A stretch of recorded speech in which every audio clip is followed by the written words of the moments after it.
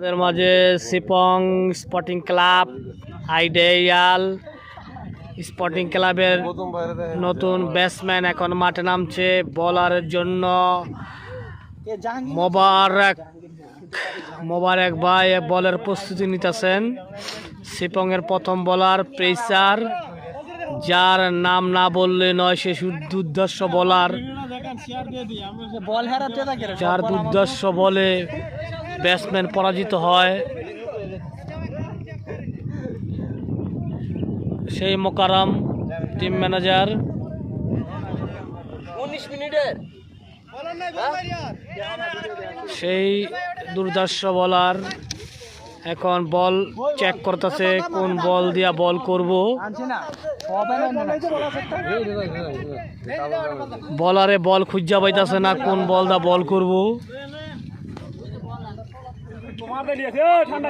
ওখানে প্লেয়ার আছে,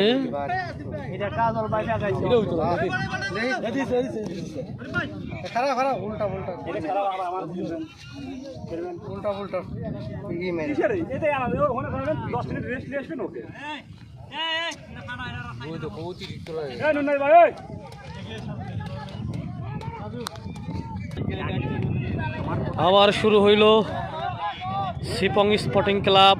কানায় কানায় দর্শক ভর্তি, আপনারা দেখতে পাইতেছেন যে দর্শক 7,500-এর মতো দর্শক ওই মাঠে। এই যে আইডিয়ালের দর্শক প্লেয়ার, ওই যে বড় ভাইরা,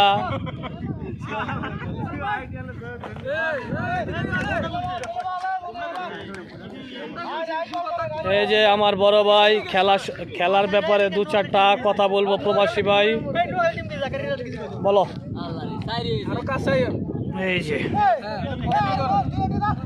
আপনারা যে খেলা দেখতে যেতেছেন অনেক রৌদ্রের ভিতরে, তা খেলা কিরকম হইতাছে?